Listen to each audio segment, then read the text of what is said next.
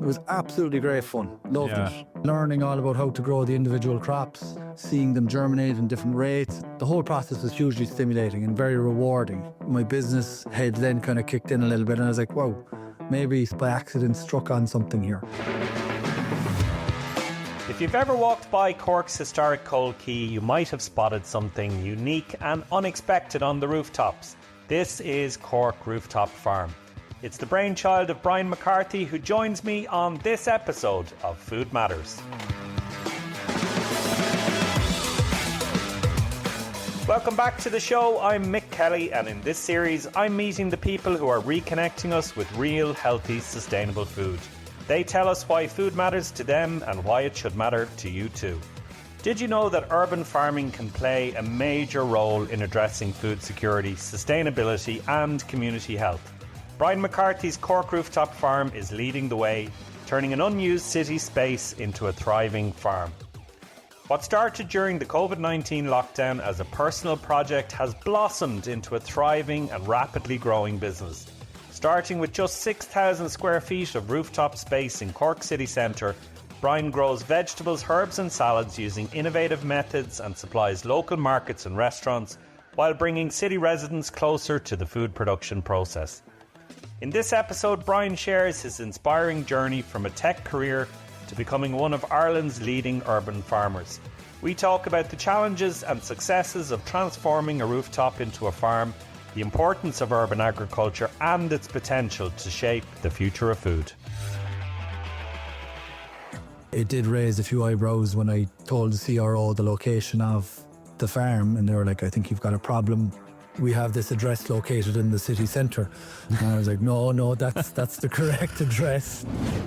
The definitions then of what is nutrient density, that's really important. That's a whole other argument, yeah. We can't have corporations or vested interests be in control of what the definition of these things are, because if they are, we're going to be in a very dangerous position. It helped not only me, but my father and my brothers. Like, we were all up there when your head is maybe spinning a bit, go out and do something, a physical job, and it really does help with your mental well-being in that scenario. This is a fascinating story about how a simple COVID lockdown idea grew into a sustainable short supply chain business that now feeds thousands of families. And Brian starts by explaining how it all began.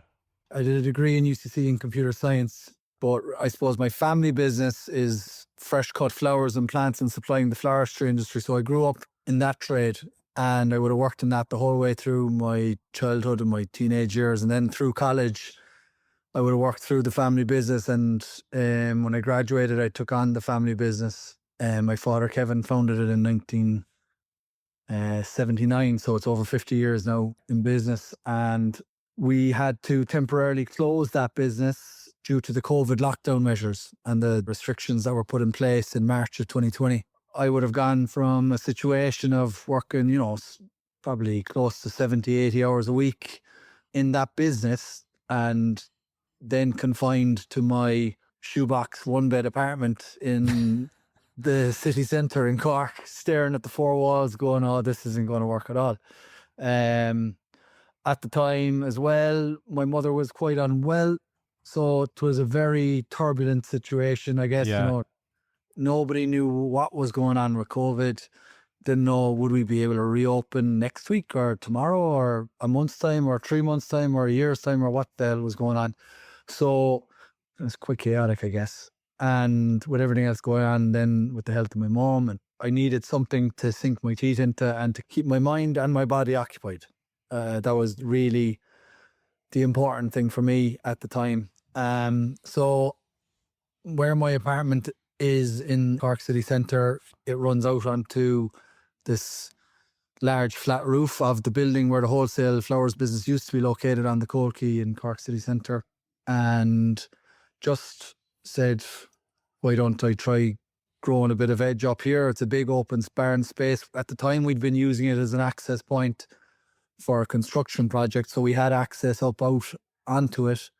There was 6,000 square foot of space that I could utilise in the middle of the city centre, and it meant that I wasn't confined to my itsy bitsy apartment, and I could get in and maybe do something. So that's literally what happened, and kind of went online. There was a load of scrap wood on the rooftop and pallets everywhere. So I was kind of thinking, okay, maybe make a few raised beds out of these.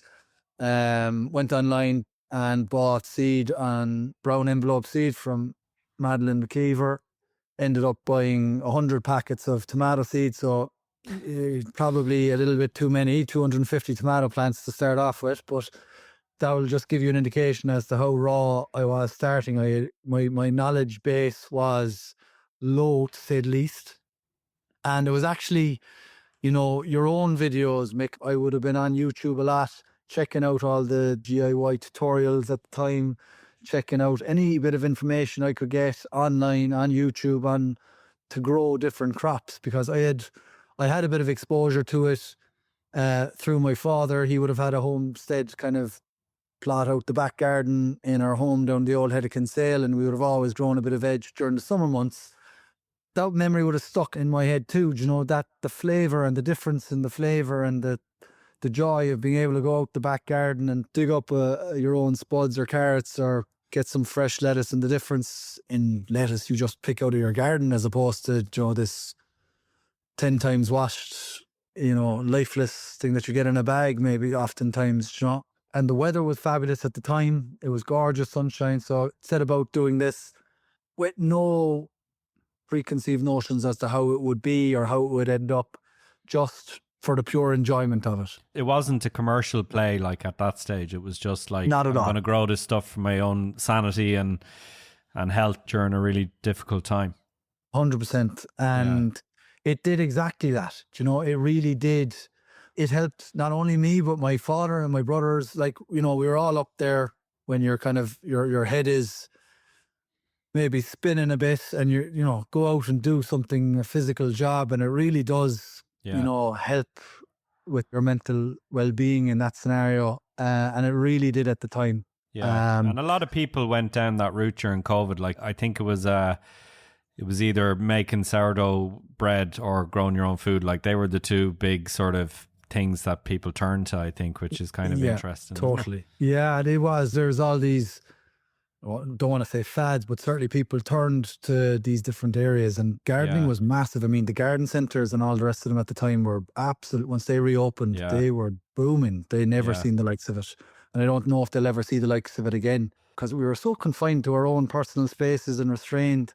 Everyone really put a lot of effort into enjoying those spaces, I guess. And I was no different, except I just had a very unique circumstance. It was up on a roof and growing veg. And I suppose the other unique thing was that I was kind of documenting it from day one on social media. I kind of thought, maybe I can tell this story and it might be something that people might find enjoyable, just to follow along the story of what we're doing, and figuring out these different challenges that I was encountering, and that they might be able to help me, and maybe anyone doing similar might help them in their own projects or what have you. And that's what happened. At the time as well, it was a very repetitive news cycle. It really was dour. Tuning into those fucking the HSE briefings for the numbers every night. It was Groundhog Day. It really was. You were just waiting for Bill Murray to come out and tell you, this is what's going on. But people were really looking for something to distract them from that. And if there was a good news story out of there, then that certainly was highlighted. So it was kind of looked at as this kind of good news story that came out of COVID.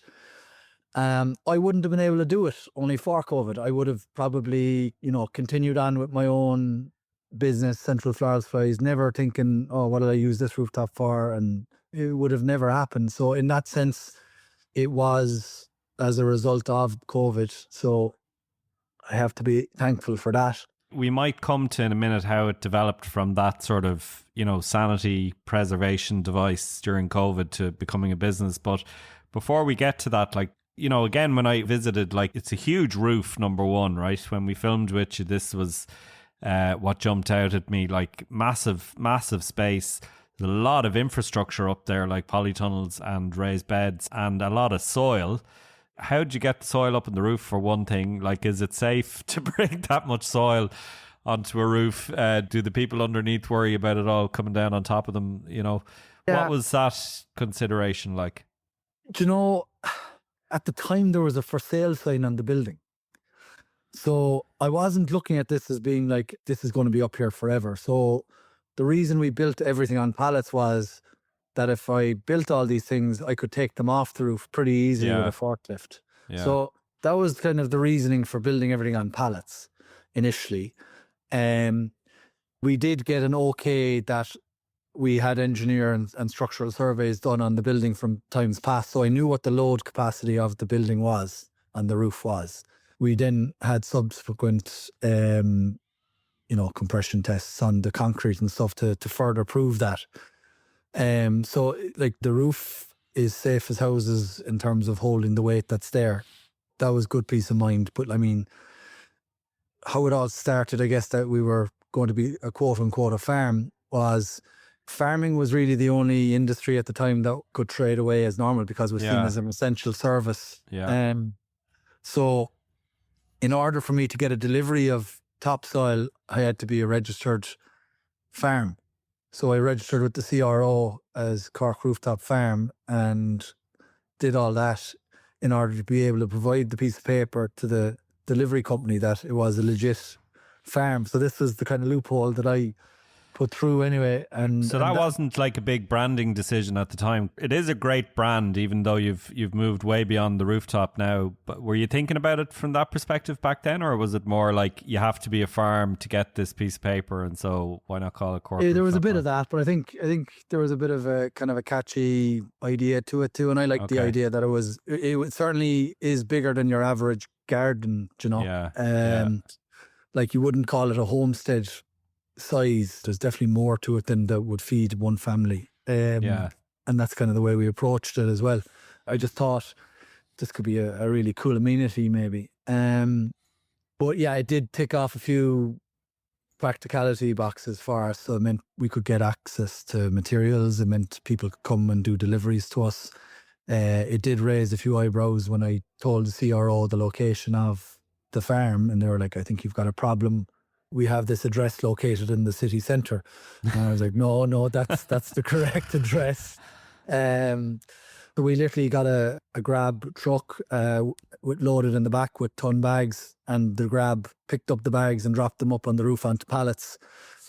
And, we had a pallet truck up on top of the roof then, and we were wheeling these 1 ton bags around the roof and trying to space them so that we didn't have 25 tons concentrated in 25 meters, So that was kind of how we started, and that's how we got soil up there initially. And then what we did then, because it was just pure topsoil, it wasn't compost, it wasn't anything, so it was quite heavy material. Yeah. What I did then, we literally sifted the entire 25 tons to take out all the stones in, just to create some sort of, I don't know, mad job for ourselves. But it actually worked out quite nicely because we put the very stony kind of quote unquote poorer soil then on the section where we created our wildflower area in time. So we filled up all the raised beds, made all the raised beds, made them very simply out of the cheapest materials available to me, you know, scavenged pallets, all that kind of stuff. And just put them together, whipped them together in a few weeks, really. Put, I think, maybe 80 of these 1 meter kind of squared raised beds together and filled them all up, and we bought a 6x3 meter polytunnel online that cost us 300 quid. That got delivered to us, and that was our polytunnel for doing all our starts. But you couldn't get access to trays because all the garden centres are still closed. Yeah. So you could still buy these bags of compost in Lidl and Aldi, and they were the closest shops to me. So I went in there, bought those and put them into cardboard boxes. And that's what we started our seedlings in, was like literally old tin cans and cardboard boxes filled with compost. Wow. That's all we had. Given the amount of raised beds, like 80 odd raised beds, like what were you thinking you were going to do with all that veg? I started getting notions at that stage then, you see, about You know, I've got this great big rooftop and like 80 meters squared on a rooftop that's 6,000 square feet. It won't fill a half of it. And it didn't fill a half of it. Mm. But it meant we could produce a nice bit of food, and it kept me good and busy, and that was great. And it kind of had a goal, and you had an amount to work. I was like, Yeah. I was used to working, you know, all day, like, you know, Yeah. doing jobs, and the weather was gorgeous. So I just said, look, set a decent goal, and that's what we did. It was great fun. It was absolutely great fun. Loved Yeah. it. And Yeah. learning all about how to grow the individual crops, having our different vegetables and seeing them germinate in different rates and just different approaches. And, you know, the whole process was hugely stimulating and very rewarding. And then because of all the feedback that we're getting through the Instagram, and I didn't expect this, you know, and thought maybe there's an opportunity here for something. My business head then kind of kicked in a little bit, and I was like, wow, maybe by accident struck on something here. We started in the middle of March, and my mum passed away then in the middle of May. And Sorry to hear that. yeah, no, thank you. But like, it was like, you know, I had to go through all that kind of thing during COVID, which is another strange thing that, you know, funerals during COVID were Yeah. Awful. bizarre events, really. And you didn't, you know, I suppose it's everything in hindsight, but the human aspect of it was kind of forgotten a little bit at that time. Like no proper grieving really could be done. Sure couldn't, like all the rituals that give you a bit of give you a bit of something. One of the biggest thing, like, you know, I think at the time, just on that, you know, it was very much just immediate family came to the funeral, and you lost that thing of, you know, people coming up and paying their own respects. Yeah. And for my father, I think he really missed that aspect of it. The people, the friends, the neighbours, the family that the fear then of that kind of event at the time. And you're all on tenterhooks, and you're trying to grieve, and then at the same time you're navigating all this BS that was going on as well. So it was a very complicated situation. So then, you know, after it, you kind of go, oh, well, look, I just want to selfishly just do whatever pleases me now for the next while, and keep my head busy. So that I did. I went straight back into it and said, right, this is a positive light in my life at the moment, and I love this. So the more I started to, you know, listen and learn from your own videos, and at the time I really got into listening to Richard Perkins, who's a regenerative farmer. He's a farm in Sweden, and was doing amazing videos teaching about regenerative agriculture on YouTube, and all the different ways that farming and agriculture could actually benefit people's health and ecosystems and the world at large, and how it could help to solve a lot of the problems that we're facing in terms of climate change, etc. So this had been totally closed off to me. My mind had never known of these concepts. To me, it wasn't fathomable before this that agriculture could be part of the solution to climate change. So it was a totally mind-blowing thing for me. You know, and I think that's the way with a lot of people. Everyone's going through their lives. You grow up in whatever circumstances you grow up, you're exposed to the learnings you learn through your family or your school. But like, there's information and there's knowledge out there about these things, and you don't get exposed to it. You know, I grew up in a really lucky situation where I didn't need for anything, you know, and I had a good education, I had a loving family, I ate well, and you know, if I got sick, I got what I wanted. But like, Joe, really, this climate change stuff, you know, we were all thinking, gee, because what we know, we have to get rid of the cars, and, you know, it's energy and it's oil and all that. But like, I didn't really think that could we really affect change that much by doing positive things in agriculture. And the more I learned, you know, you go down one rabbit hole, you start learning all about it. You know, about soil health and what actually happens in the soil, and, you know, how you can build soil, and how there's different methods of growing vegetables or growing food that can be more sustainable than others. That was fascinating to me. So I really did a deep dive on that and said, right, we'll do this on the rooftop. Took a little segue via aeroponics in the meantime, which probably was part of the learning curve, but it made sense in a rooftop environment to be looking at those types of Yeah. means and growing. But I've And kind of when we visited that time, there was like the tunnel was full of these big, huge white towers where yeah, you know you were growing the veg aeroponically, as you said, so without soil. I guess since then you've added a market garden, you've added a second larger market garden. I think you've got your box scheme and all of that. Like, so this has turned into a pretty big business. But I just want to focus for a second before we talk about that on the urban growing, right? Because to me, it's one of the great examples of a sustainable urban agriculture project in the sense that it's like, it's significant, right? And I think urban growing and rooftop gardens kind of can get dismissed as being a bit sort of, you know, like grand, but not terribly productive and not terribly sort of consequential in the grand scheme of things.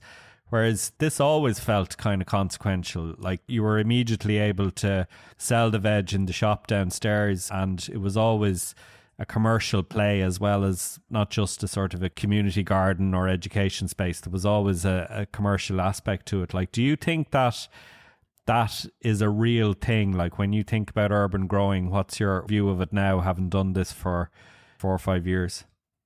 I think there's two sides to it. As you said, there's the commercial reality, which if you want something to have longevity, it has to have a commercial viability.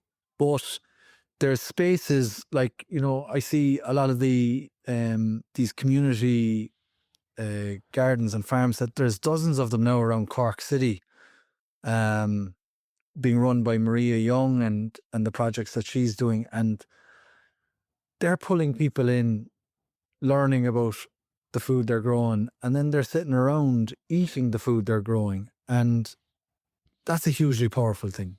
I think having spaces like that available within a city can't be dismissed. It's a hugely positive thing, and it allows people to connect back to how food is actually grown. That's the really key thing.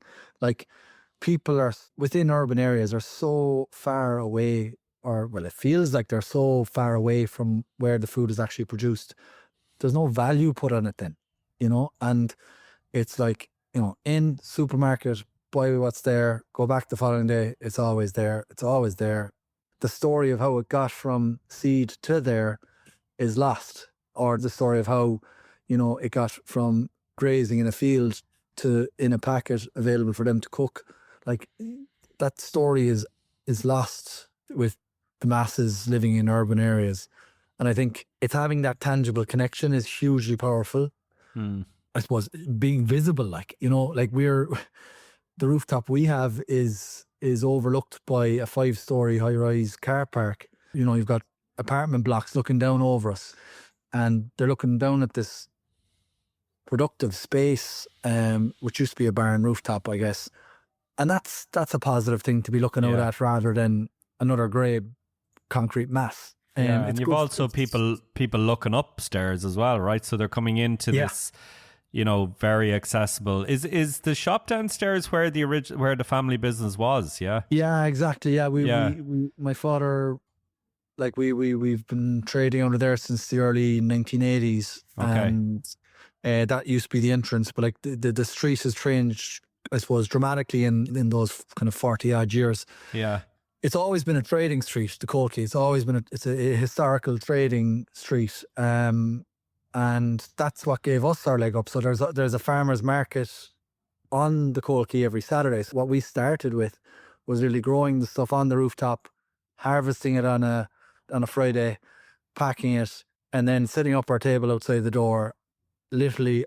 And that's what we started on a Saturday morning. Yeah, can you remember what the first bunch of veg or bit of veg that you got someone to give you a few bob for? What was it? And well, the first thing actually was during COVID. There was a restaurant across the road, 51 Corn Market, and they were looking for baby carrots, so we supplied them with baby carrots, and they literally went across, like we walked them 50 meters across the road from the roof to their restaurant. There's a lot of novice growers could sell baby carrots to restaurants because it's a common problem that my carrots are shite. They're only like an inch long, so and Yeah. the only kind of people that like that are restaurants and chefy Restaurants, chefs. yeah, fancy carrots that are actually, Yeah, yeah.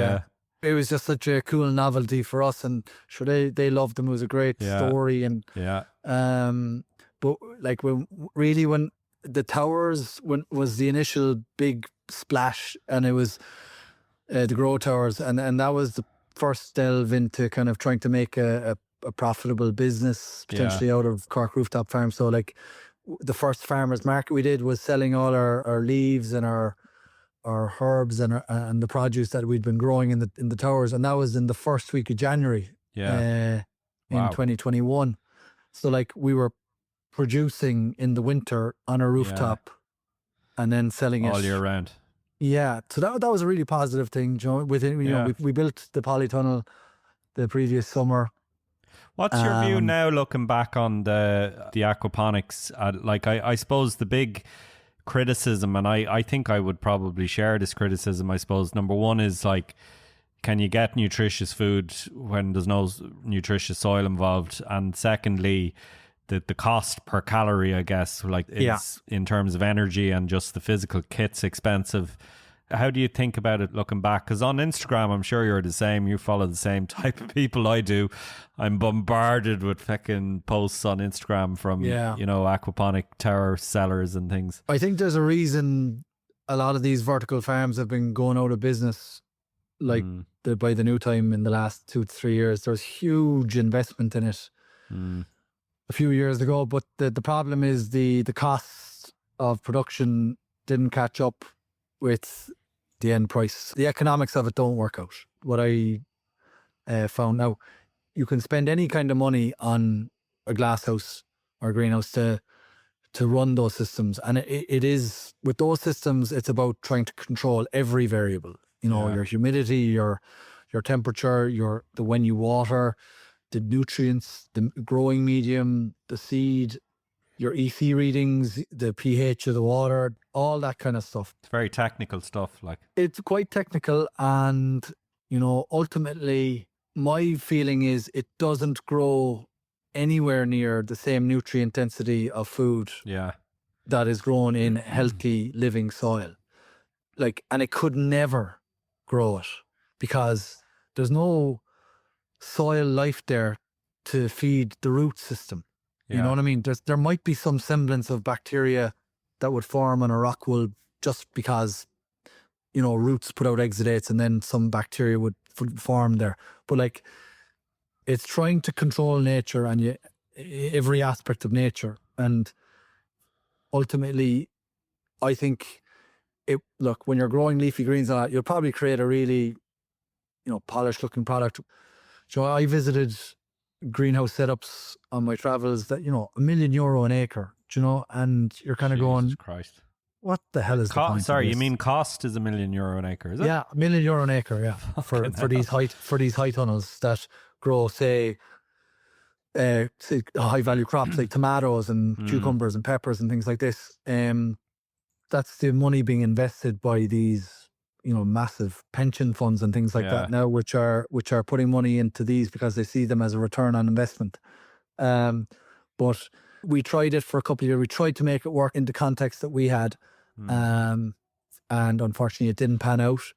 But what was working really well for us at the time was growing microgreens in soil and in an organic substrate. We use the Classman organic peat-free starting compost. So it's a kind of a more finer grade. And we were growing this. We started off, in 2021 with 4 trays, like a pea, sunflower, radish, and I think we started off with beets, and amazed at how quickly you could grow this really nutritionally dense produce. And it's grown in soil. You're not using any inputs other than the seed, water, and compost. And a few clever techniques, but that's what you're using, and it felt a more natural process. The flavor was amazing. With the aeroponics, we were getting savage pest pressure. Like aphids would run riot through the tunnel, and we didn't want to use pesticides. Like I was not using pesticides on them. So like we were already using an inorganic system, and I was like, this is too far. It wasn't sitting well with me. But a year and a half, couple of years of trying to make it work, I just said, no, this isn't for us. It was a kind of an expensive lesson to learn, but the microgreens really took off.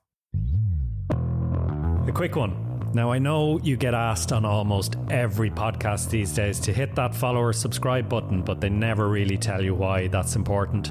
Simply put, if you hit the follow button, it helps us to grow the show, get more great guests, and to reach more people just like you. So it's a small gesture from you that means a huge amount to us. Thanks. Now back to the episode. I suppose going off the roof into having a bigger site meant going outside of Cork City or outside of Cork City Centre at any rate. Yeah. And that's a big sort of even brand departure. Yeah. Like when did you sort of have the confidence that the market was going to be there to make that work? And you've taken on a bigger site recently as well, right? Yeah. Well, at the time I did the course with Richard Perkins in Ridgedale Farm in Sweden, and he exposed me to, I suppose he had an absolutely beautiful no-dig market garden up at his farm. It was picture perfect. So I walked in and looked at this. I was like, oh my God, this is stunning. And it was a 9-day course. And while we were there, we were eating all the food that he'd either raised on the farm or grown on the farm. And the food was exceptional. And I'm talking exceptional. He had a chef on board for his growing season that would cook for all the people working for him and his family and all the rest of it. So we ate incredibly well. And I did feel it by the end of those 9 days. I can actually notice my energy and my health and even, my skin, everything. There is a difference when you're eating clean like that. Yeah. And I knew I couldn't do that kind of thing on the rooftop, but the market garden really appealed to me, and the pasture raised hens really appealed to me. Yeah. Those two enterprises. So I'd struck up a friendship with a farmer, Ger Buckley, through him following our social media, and we went out to visit his farm. I hadn't really visited many farms, although I do loads of farmers. I had never really been on to lots of their farms to find out what they were doing. So I got, with this newfound curiosity and people, I wanted to learn more. So I went out, visited his farm, learned about his dairy operation, and saw that he had this half-acre plot of land, which historically had been the market garden for the household, and they'd been using it that year. Previously, they'd grown phacelia in it, so it was a beautiful, fertile piece of ground. And I just asked him straight out, would you be open to the idea of us putting a market garden in here? And he was very open to it. And we set about establishing that autumn in 2020. And then we funded it through a CSA, that year, Community Support Agriculture. So we asked people to put their faith in us, even though we'd never done this before, and subscribe to 20 weeks worth of veg from our market garden, and to pay up front for that. So you're asking a lot of people, Yeah. But I think timing was everything in that regard. People, again, the farmers markets as well were booming at the time, because people were really shopping within that 3-mile radius of where they lived. Yeah. And looking a bit more inwardly. And that meant we got a leg up with that. So we had, I think, 60 odd people subscribed in that first year. So, which on a half-acre was going to be going well to be putting out those boxes for 20 weeks. Yeah. So that's into community supported agriculture territory, because you've got people kind of supporting you in advance. They're basically investing in their own health and their food over a period of time, and giving you the confidence to sort of go all in. Were you thinking about it as a CSA scheme at the time, or was it sort of a bit more accidental than that? Yeah, well, I suppose I had been exposed to it, and I'd seen other people doing it. It seemed to be a very big thing in the US. I'd never heard of the term in Ireland before. There's other types of things that were being done in, say, Scandinavia, called Rico rings and things like that, where people would come and collect and pre-order and all that. But and I think Moy Hill Farm had tried doing a CSA as well before us, Fergus and stuff. So there was a few people out there doing it, but we said we'd give it a go. It worked out quite well that year. And we were doing the farmers market in tandem with it. So we'd bring all the boxes of veg. So we'd no cold room or anything, you know. So we'd be storing all the veg, and crikey, you know, you'd be bringing them in the following day. They'd be half wilted going out. Then some weeks you'd be like, oh, crikey. So you'd be doing your best with damp towels and things like that initially. And then I had the cold room up in the wholesale flowers business. So we'd harvest all the crops out in Coachford. We'd pack the bags, and then I'd transport them all up to the cold room and then drive them all back in the following morning to be divvied out to the people to collect. And then we'd sell what we'd excess of then as well at the farmers market. So, I mean, it was great. It was a great time. When I look back at it now, I have such fond memories of it. It was challenging. You know, everything is, you know, you're doing things on a very much a bootstrapped budget. And, you know, I was also paying people a wage then at that stage. You know?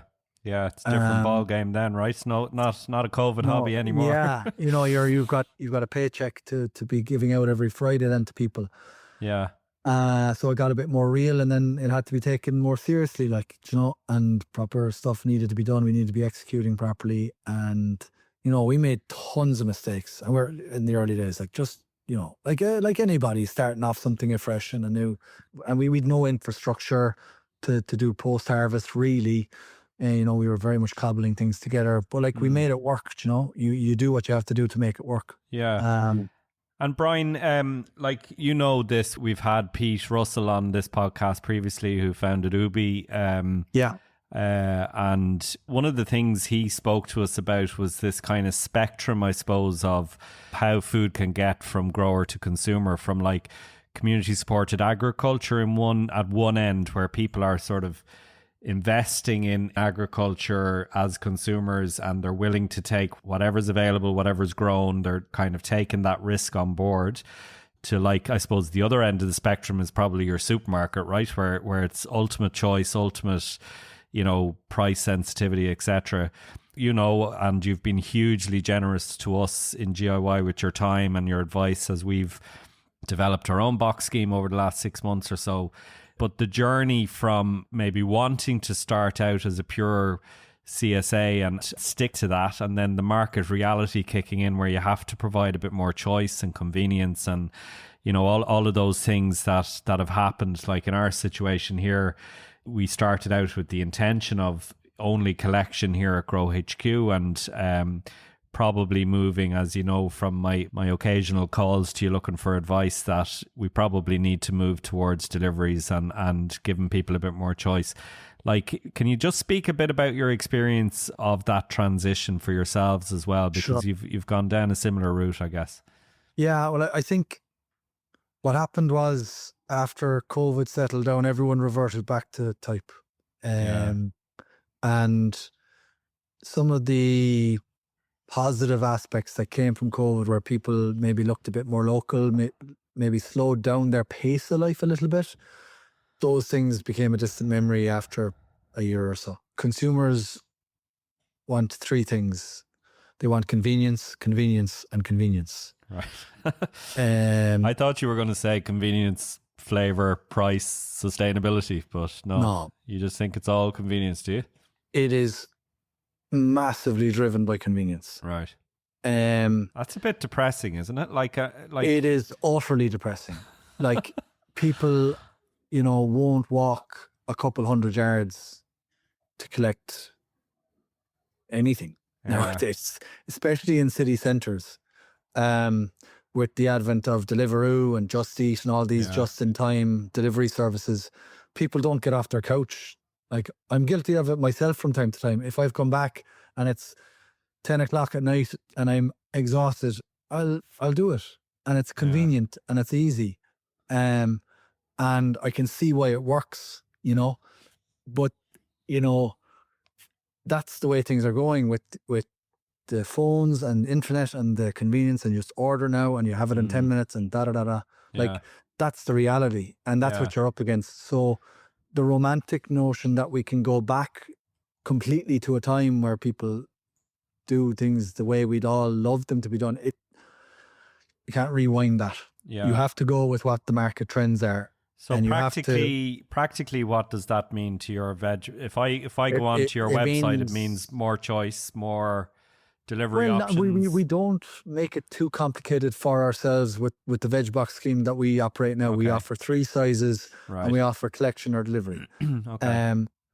And that's purely from an operational point of view. We don't want to make it too much of a headache for ourselves in that respect, and we want to have the flexibility to offer what's seasonal and what's good at the time, and not be maybe tied down to, I don't have this. Now we do try and make sure we've got the core elements of the staples always included, and that's important. Like what? What do you mean by staples? Like I would say spuds. Like if you don't have potatoes, like we don't grow them ourselves, but we buy them from another our organic grower, McCarthy farm. Yeah. And you got to have spuds. We have our carrots. We have, we grow a lot of kale, onions, and those types of, staples of Irish households, I guess, that we've all grown up with. People expect those, but what we try and do is bring a bit of diversity then, and a bit more variety with what else we grow, and then try and flow with the seasons on that. And I think that's important. Does it mean you have to, in the Hungry Gap, sort of, March to June? Yeah. Are you having to bring stuff in, import stuff in to sort of supplement it, or do you reduce? Really, at all costs, try and avoid anything imported going into our boxes. Like that's a big, like everything in our boxes is either, we try and have it either from a local, or like we kind of have a scale of what our priorities are. Number 1 is obviously grow it ourselves. Number 2 is buy it from a local organic grower. Number 3 is buy it local from a local grower. Number 4 is import from an organic source. And then we don't ever sell imported conventional. What do you mean by conventional? So they're non-organic. Oh, sorry. Right. Okay. Yeah. Yeah. Okay. So that would be the kind of red line that we draw. Yeah. But like for things like fruit and stuff like that, we'd make sure that it was at a minimum organic imported. Yeah. So that's our kind of our scale that we use. And we, during the Hungry Gap, we do try and look at the reality of the Hungry Gap is things get a bit more leafy. And you're trying to rely maybe more on storage crops. If they've held into that time, or you're trying to get ahead of that with your indoor spaces. Literally, now I could talk for another 2 hours with you, right? But unfortunately, we've got about 10 minutes left. But there's a couple of things I want to touch on, right? Which is the first one, so you went from saying yourself, right now, you're obviously, you've got the market boy pedigree, and you've got the, obviously plant sort of pedigree as well, albeit flowers rather than veg. But you said yourself, you went from watching YouTube videos, including, I'm very honored to hear some of mine. But Jesus Christ, I do not rely on my growing skills, thank God, to make a living commercially. You went from that in 2020 to being a serious market grower of vegetables and Claire in this space. It's an extraordinary kind of development pretty bloody quickly. From it's not easy. Yeah, do you know what I mean? It's not easy, and to scale a veg growing operation, there's no one my age. There's maybe 2 or 3 other lads really my age in the country. Who are entering into veg growing and trying to grow food on scale that can feed large volumes of people.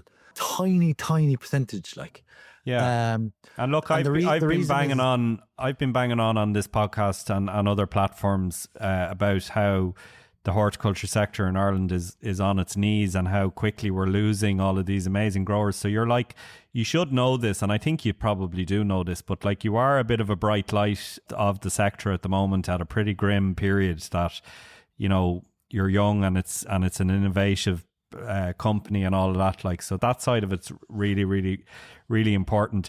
The other thing I wanted to sort of touch on, and you alluded to this, I think I came across a study on social media the other day. If you take spinach as an example, as something which is really high in vitamin C and other nutrients, but as soon as you take it out of the ground, never mind like how nutritious the ground is in the first place, like 15 days later, if it's on a supermarket shelf for that period of time, it literally has close to zero vitamin C left in it. Yeah. Like, so, like, to your point about consumers want convenience, I agree with you. But we're also, I think, increasingly interested in health and increasingly selfish about our health. So, like, is that an opportunity area for us to be able to say, this veg that you're growing in your soil that's healthy and nutritious and regenerative, like, is better for you than the sort of shop bought equivalent? I can only claim that if I have it backed up with data. And I think that's going to be the next frontier for food. Yeah. Is both farmers and consumers measuring the nutrient density of their food. And I think it's arrogant of me to say, just because I'm an organic grower, that I'm growing more nutrient dense food than, you know, Joe Bloggs up the road, who's been growing parsnips for 35 years, but has been doing it conventionally. Yeah. I did Dan Kittredge's course with the Happy Pear a few weeks back. He gave some pretty interesting insights into the work that he's doing with the BFA, the Bionutrient Farming Association, or something like that. I don't know but they're trying to create a tool that would do that would measure nutrient density in the food that you're purchasing. So instead of organic standards or biodynamic standards or conventional or whatever, if we were buying food because it was nutrient dense, all these other standards don't matter then.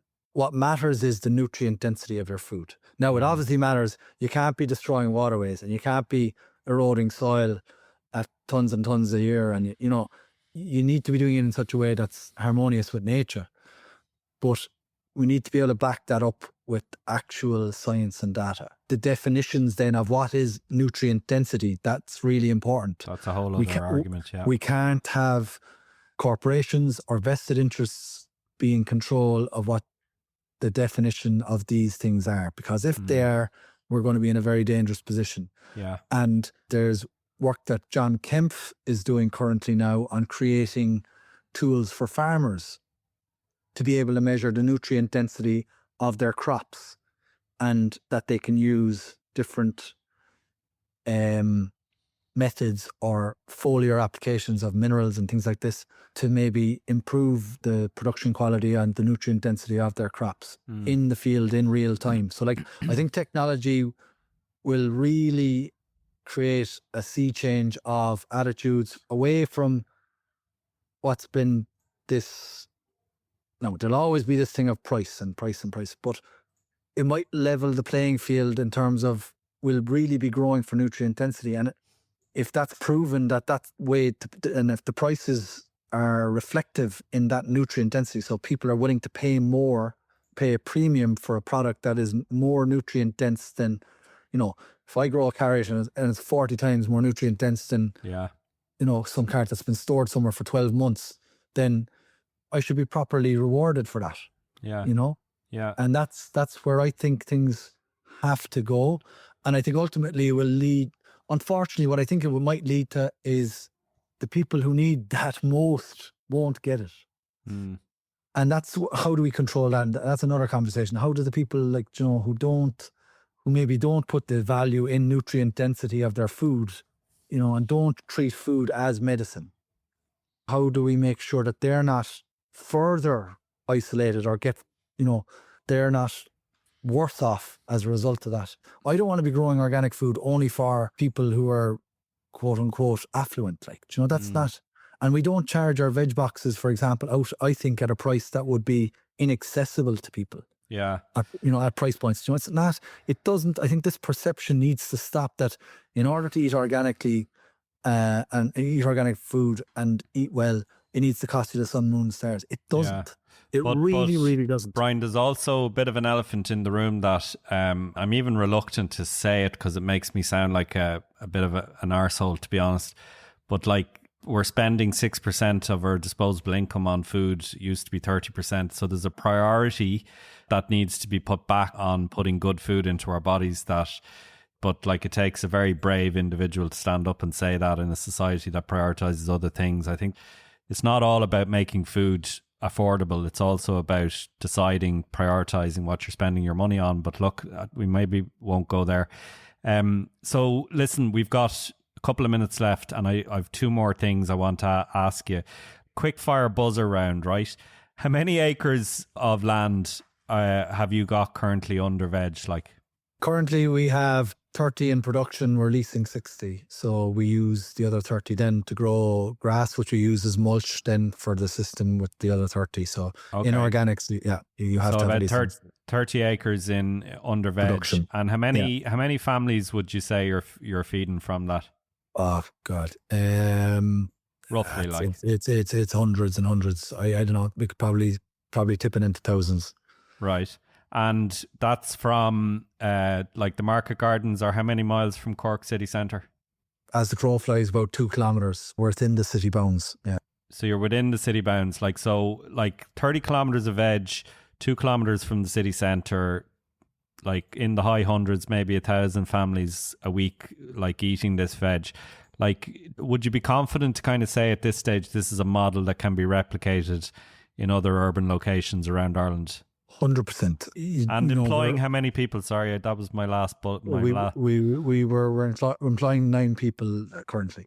That's amazing. So it's, it can be replicated, no doubt, if the will is there from city councils, and if there's a funding model there that promotes this kind of structure that would maybe protect. I suppose, look, it's very valuable land when you're getting closer to the city. So that's the squeeze. And there is a small bit of a housing shortage currently. So those green belts and those areas, we can still use those. You know what I mean? And it doesn't need that the whole green belt needs to be vegetables. A small percentage of that land producing veg can go a long way. You know, absolutely. And look, we had Contrast on the podcast recently as well, and he was making the point that when it comes to fruit and veg, like, your value for space compared with animal agriculture is so much better. I'm going to climb up on my soapbox for 1 second to sort of finish and say, like, if people are listening to this from Teagasc or the Department of Ag and are saying, you know, regenerative urban agriculture can't feed the world, then have a look at what Brian is doing. It's an incredible story. Brian, we have a closing tradition on this podcast to ask people why food matters to them. And I know you could talk about that for an hour and a half, but you can't, I'm afraid, because we're nearly out of time. But I do want you to answer that. Before you do that, and we'll finish on that, I'm going to just say to people, check out Cork Rooftop Farm. You can buy the pretty much delivery to anywhere, I guess, at this time. In Ireland, yeah. And obviously I plug our own box scheme in GIY as well. And ourselves and Brian and the Happy Pair guys are all in conversations and talking. It's a very generous group of people, and maybe collaboration down the road. But check out Brian's work and his amazing veg. So Brian, to finish on that question then, why does food matters to Cork Rooftop Farms? For me personally, I think food really works to connect people. I think that's the big thing. It really does connect. You know, you think of all the happiest memories you have in your lifetime. They're all, I think a lot of them of mine are around a dinner table, you know, with family and friends, and those special meals. And for me now to be able to say, look, you know, got Christmas Day coming up in a few weeks, that all the veg will be grown by myself and the team we have here at the Cork Rooftop Farm. That I'm proud of that. I can look back at it fondly this year. And it's what food does to bring people together when you're, you know, I think it's a special thing. And I hope we can, there can be a few more people that get into it now over the next few years. I really do hope there's more people pick up the torch and decide they want to take this on as a vocation. Yeah, well, look, I think they've got an inspiration in you to as a reason to do that. So hats off to you, Brian. It's been brilliant chatting to you. Really appreciate it in a very, very busy time of the year for you for all sorts of reasons. So thanks a million, and we'll be in touch soon. Mighty. Cheers, Mick. Great Thanks talking a million, to you. Brian. That's it for this episode of Food Matters. As always, I want to say that we could not do Food Matters without our amazing team. Our producer and editor is Patrick Haughey, pre-production, guest research and booking by Caroline Hennessy.